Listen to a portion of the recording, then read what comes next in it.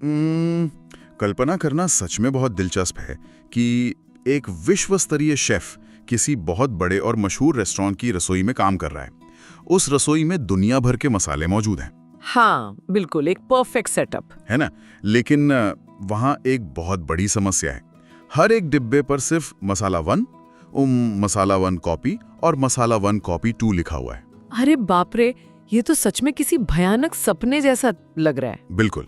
अगर किसी खास डिश के लिए तुरंत हल्दी या जीरा चाहिए ना, तो हर डिब्बे को खोलकर सूंघना पड़ेगा। और सच्चाई ये है कि आज दुनिया भर में लाखों यूआई डिजाइनर्स अपनी डिजाइन फाइलों के अंदर बिल्कुल इसी भयानक स्थिति का सामना कर रहे हैं। एकदम सही बात है। बाहर से जो डिजिटल दुनिया इतनी रंगीन और सहज दिखती है, अक्सर उसके पीछे की फाइलें एक अव्यवस्थित रसोई की तरह ही होती है। हाँ, और हमारे आज के इस डीप डाइव का मिशन बिल्कुल स्पष्ट है। जो लोग भी डिजाइन की दुनिया में अपने करियर की नींव रख रहे हैं, उनके लिए इस अव्यवस्था को सुलझाना। बिल्कुल। हम आज ये समझने वाले हैं कि एक बेहतरीन डिजाइनर सिर्फ अच्छे चित्र नहीं बनाता, बल्कि वो एक मजबूत और टिकाऊ ढांचा तैयार करता है।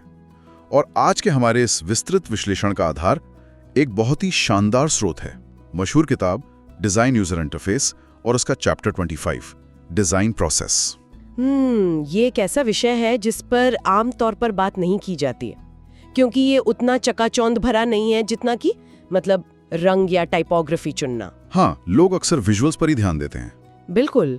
जब हम डिजाइन के बारे में बात करते हैं तो अक्सर विजुअल अपील, यानी कोई चीज स्क्रीन पर कैसी दिख रही है, सिर्फ उसी पर ध्यान जाता है। लेकिन उस स्क्रीन के पीछे का जो अदृश्य ढांचा है ना, वो किसी भी डिजिटल प्रोडक्ट की असली रीढ़ की हड्डी होता है। एक नौसिखिया और एक पेशेवर डिजाइनर के बीच का सबसे बड़ा अंतर यही है कि पेशेवर डिजाइनर अपनी रचनात्मक अव्यवस्था को एक बहुत ही अनुशासित तरीके से प्रबंधित करना जानता है। सही बात है। अगर फाइल का स्ट्रक्चर कमजोर है तो वो डिजाइन बहुत जल्द ताश के पत्तों की तरह बिखर जाएगा, खासकर जब कोई बड़ी टीम उस पर एक साथ काम कर रही हो। हाँ, रचनात्मकता अपने आप में एक बहुत ही मुक्त और बिना किसी सीमा वाली चीज लगती है। मतलब जब दिमाग में नए विचार आ रहे होते हैं तो स्क्रीन पर बस चीजें बनती चली जाती हैं। लेकिन जैसा कि आज के स्रोत डिजाइन यूजर इंटरफेस के 25वें अध्याय में स्पष्ट किया गया है, इस आजादी को एक ढांचे में ढालना जरूरी है। तो आइए इसे विस्तार से समझते हैं। बिल्कुल। इसकी शुरुआत होती है डिजाइन फाइलों की सबसे बुनियादी इकाई से, जिन्हें लेयर्स कहा जाता है।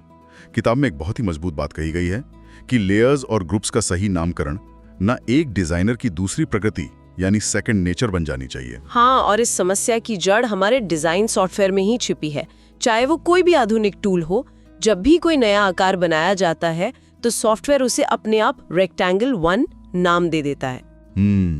और जब उसे डुप्लीकेट किया जाता है तो वो रेक्टेंगल 1 कॉपी या रेक्टेंगल 2 बन जाता है। शुरुआती डिजाइनर्स अक्सर इस डिफॉल्ट नामकरण को नजरअंदाज कर देते हैं और कुछ ही घंटों के काम के बाद स्क्रीन के एक तरफ लेयर्स की एक ऐसी लंबी सूची बन जाती है जिसका कोई तार्किक अर्थ नहीं होता। बाप रे, तब तो जब किसी खास बटन या टेक्स्ट को खोजना होता होगा तो सुई खोजने जैसी स्थिति बन जाती होगी। बिल्कुल। वो मसालों वाले डिब्बे का जो उदाहरण था ना, वो एकदम सटीक बैठता है यहाँ। हाँ, बिना सही लेबल के गति और दक्षता दोनों खत्म हो जाती हैं। लेकिन किताब में एक और नियम है जो मुझे बहुत व्यवहारिक लगा। अंतरराष्ट्रीय टीमों के सहयोग के लिए घटकों और समूहों का नाम हमेशा अंग्रेजी में रखा जाना चाहिए। ये बहुत जरूरी पॉइंट है। हाँ, कई बार लोग अपने स्थानीय भाषा या कोड वर्ड्स में फाइलों के नाम रख देते हैं। आज के समय में तकनीक और डिजाइन का काम भौगोलिक सीमाओं तक सीमित नहीं है। एक डिजाइन फाइल पर काम करने वाली टीम में भारत से एक व्यक्ति हो सकता है, ब्राजील से एक डेवलपर हो सकता है और यूरोप से एक प्रोडक्ट मैनेजर। अच्छा, तो ऐसे में एक कॉमन भाषा चाहिए। बिल्कुल। ऐसे में अंग्रेजी एक सार्वभौमिक पुल का काम करती है।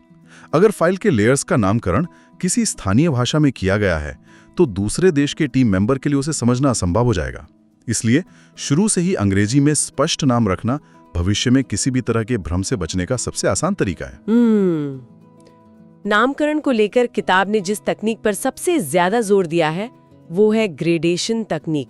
मतलब स्लैश या डैश का उपयोग करके किसी ऑब्जेक्ट की पूरी फैमिली या श्रेणी तय करना। हाँ, ये बहुत काम की चीज है। जैसे कि सिर्फ बटन लिखने के बजाय CTA button small green gradient लिखना।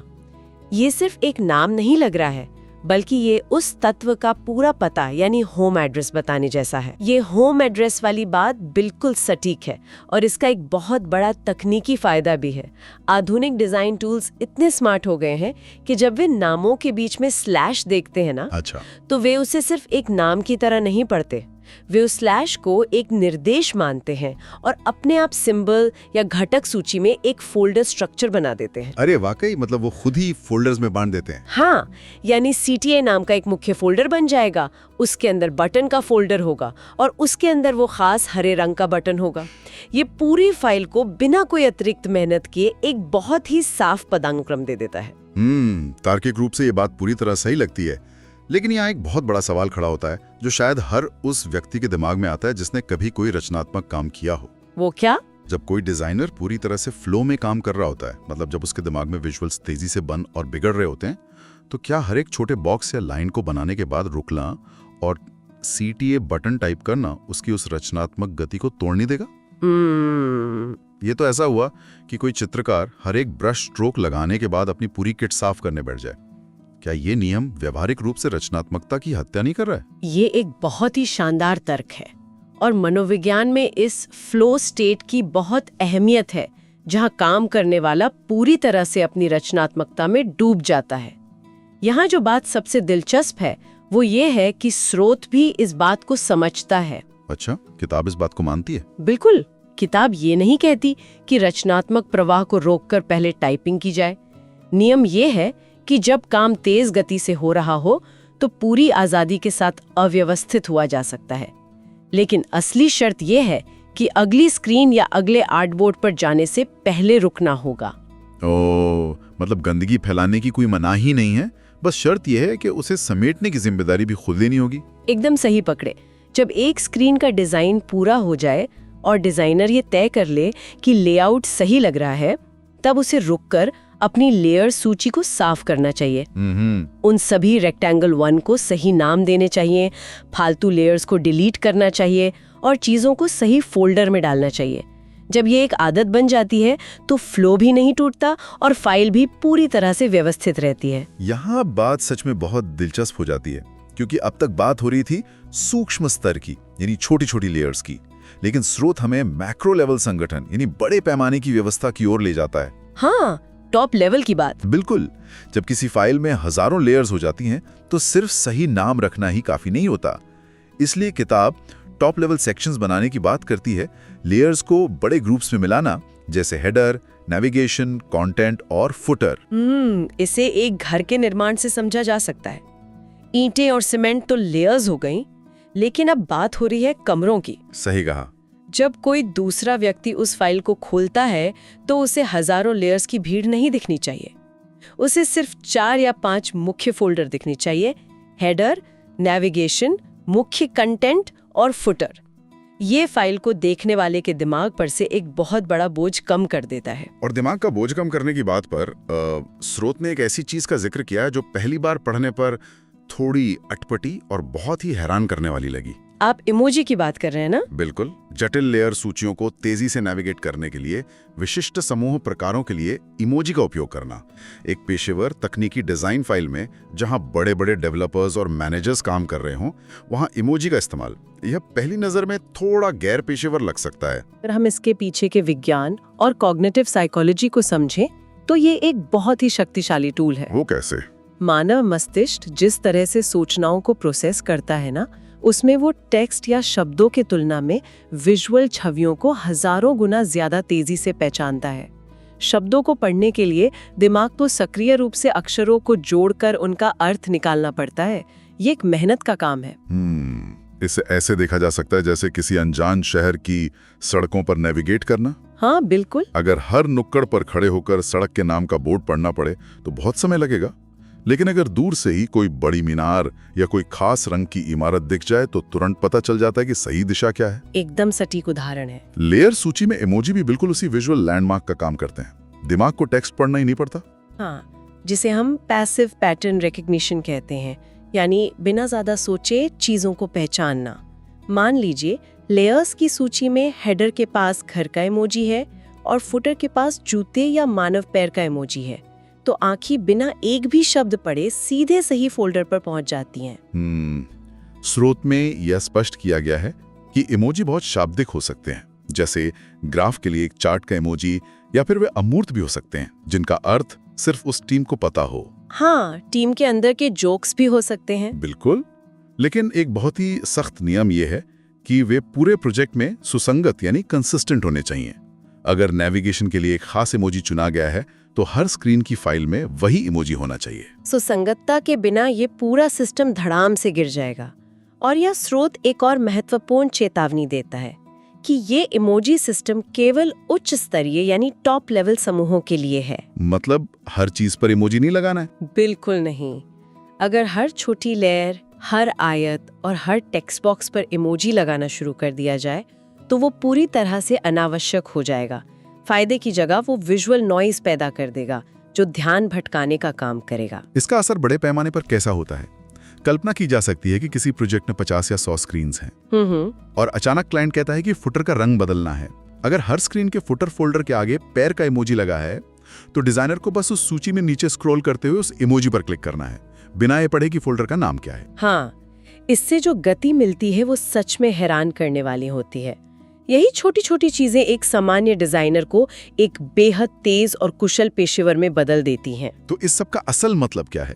संगठन और नामकरण की बात तो हो गई, लेकिन जब हम निरंतरता और स्केल की बात करते हैं, पूरे प्रोजेक्ट में एक रूपता बनाए रखने की बात करते हैं, तो स्रोत हमें टेक्स्ट स्टाइल्स और लेयर स्टाइल्स की दुनिया में ले जाता है। ये भी बहुत क्रिटिकल हिस्सा है। किताब के अनुसार डिजाइन की पहली कुछ स्क्रीन्स परीक्षण का मैदान यानी टेस्टिंग ग्राउंड होती हैं। वहां आजादी होती है कि कोई भी फॉन्ट आजमाया जाए, किसी भी रंग के साथ खेला जाए, लेकिन उसके बाद कुछ ठोस नियम तय करने होते हैं। ये एक बहुत ही जरूरी पड़ाव है। शुरुआत में प्रयोग करना ठीक है, लेकिन एक बार जब विजुअल भाषा तय हो जाए तो उसे सिस्टमैटिक बनाना पड़ता है। और टेक्स्ट स्टाइल्स के लिए किताब जो सबसे अच्छा तरीका बताती है वो है उन्हें कोड यानी HTML और CSS की भाषा के अनुसार नाम देना। HTML और CSS के अनुसार मतलब जैसे मुख्य हेडिंग के लिए H1, उपशीर्षक के लिए H2, सामान्य पैराग्राफ के लिए P और हाइपरलिंक्स के लिए लिंक। हाँ, बिल्कुल ऐसे ही। लेकिन ऐसा क्यों? मतलब एक डिजाइनर का काम तो सिर्फ विजुअल बनाना है ना, वो डेवलपर्स की भाषा में क्यों सोचे? क्योंकि डिजाइन कोई कलाकृति नहीं है जिसे सिर्फ दीवार पर टांगना है। ये एक ऐसा ब्लूप्रिंट है जिसे इंजीनियरों और डेवलपर्स द्वारा कोड में बदला जाएगा। सही बात है। जब डिजाइनर अपने टेक्स्ट स्टाइल्स को H1 या P नाम देता है तो वो असल में डेवलपर के साथ उसकी भाषा में संवाद कर रहा होता है। इससे डेवलपर्स को तुरंत फॉन्ट का पदानुक्रम समझ में आ जाता है। उन्हें ये सोचने में समय बर्बाद नहीं करना पड़ता कि कौन सा टेक्स्ट क्या है। वो सीधे उसे HTML टैग्स के साथ मैप कर देते हैं। बिल्कुल। यहाँ एक तकनीकी अवधारणा आती है जो बहुत से लोगों के लिए नई हो सकती है। स्रोत में ज़िप्लिन, इनविजन और एवोकोड जैसे प्लेटफॉर्म्स का जिक्र है। जो लोग इस दुनिया में नए हैं उनके लिए समझना जरूरी है कि ये असल में डेवलपर हैंड ऑफ टूल्स हैं। ये टूल्स एक तरह से अनुवादक का काम करते हैं। जब कोई डिजाइनर अपना विजुअल डिजाइन इन टूल्स में डालता है तो ये टूल उन बॉट्स और रंगों को पढ़कर उनके पीछे का CSS कोड तैयार कर देते हैं ताकि डेवलपर्स का काम आसान हो जाए। सही कहा। और लेयर स्टाइल्स भी इसी अनुवाद प्रक्रिया को आसान बनाते हैं। लेयर स्टाइल्स किसी ऑब्जेक्ट की प्रॉपर्टीज को, जैसे उसका रंग, बॉर्डर का स्ट्रोक, शैडो, ओपेसिटी, एक कॉमन नाम के तहत सेव करते हैं। उदाहरण के लिए किसी बटन के खास हरे रंग और उसकी परछाई को कलर्स ग्रीन नाम से सेव कर लिया जाता है। लेकिन यहाँ एक बहुत ही दिलचस्प तकनीकी बारीक बात और चेतावनी भी स्रोत में दी गई हैं, जो अक्सर बड़े बड़े डिजाइनर से भी छूट जाती है। किताब स्पष्ट करती है कि नई स्टाइल्स की संख्या को बहुत सीमित रखना चाहिए। हाँ, ये बहुत जरूरी है। अगर हर छोटे बदलाव के लिए एक नई स्टाइल बना दी गई तो पूरा लेआउट अराजक हो जाएगा। और सबसे अहम बात, डिजाइन टूल्स में लेयर स्टाइल्स अक्सर बॉर्डर रेडियस को सेव नहीं करते हैं। ये एक बहुत ही क्रिटिकल पॉइंट है जिस पर अक्सर ध्यान नहीं जाता। बॉर्डर रेडियस का मतलब है कि किसी आयत या बटन के कोने कितने गोल या तीखे हैं।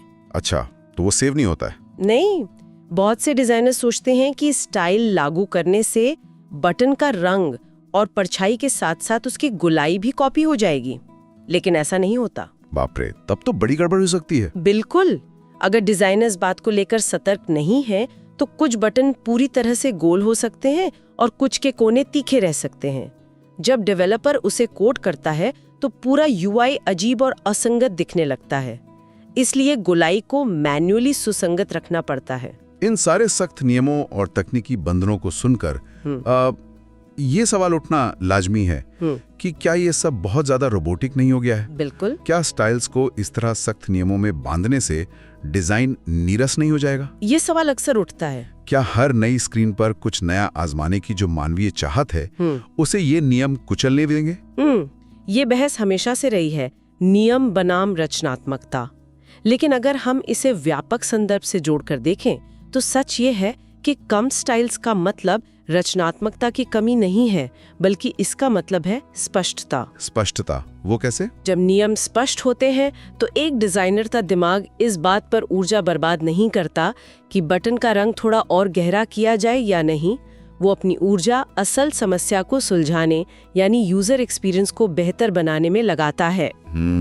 ये तो बहुत गहरी बात है। एक शुरुआती डिजाइन सिस्टम बनाना जहां ये सारे स्टाइल्स और कोड एक अलग आर्टबोर्ड पर रखे हों, किसी भी प्रोजेक्ट की सफलता की चाबी है। और यही वो डिजाइन सिस्टम है जिसे देखकर डेवलपर्स खुश होते हैं। भले ही ज़ेप्लिन या एनविजन जैसे हैंड ऑफ टूल्स बहुत सारा अनावश्यक CSS कोड भी एक्सपोर्ट कर देते हो, लेकिन जैसा कि स्रोत में बताया गया है, डेवलपर्स इतने कुशल होते हैं कि वे केवल वही चुनते हैं जो उनके लिए जरूरी है। बिल्कुल। ये पूरी प्रक्रिया ये सुनिश्चित करती है कि डिजाइनर के दिमाग में जो विजुअल था वो बिल्कुल वैसा ही यूजर के फोन या कंप्यूटर स्क्रीन पर उतरे। तो इस पूरी गहराई से की गई चर्चा का सार अगर निकाला जाए तो वो यही है कि एक सफल डिजाइनर का काम सिर्फ कैनवास पे रंग बिखेरना नहीं है। उसका असली काम एक ऐसा व्यवस्थित, साफ और डेवलपर्स के अनुकूल ढांचा तैयार करना है जो समय की कसौटी पर खरा उतरे। हाँ, और जिसपे एक पूरी टीम बिना किसी रुकावट के काम कर सके। बिल्कुल। लेयर्स को सेकंड नेचर की तरह नाम देना, इमोजी के जरिए दिमाग का बोझ कम करना और कोड की भाषा में स्टाइल्स तय करना, ये सभी उस बेहतरीन ढांचे के ही अलग अलग हिस्से हैं। सही कहा। डिजाइन के सफर में शामिल किसी भी व्यक्ति के लिए यह जानना बेहद जरूरी है कि आज जिन भी शानदार और बारीक कॉन्सेप्ट्स पर चर्चा हुई है वे सभी मशहूर किताब डिजाइन यूजर इंटरफेस के चैप्टर 25, जिसका शीर्षक डिजाइन प्रोसेस है, से लिए गए हैं।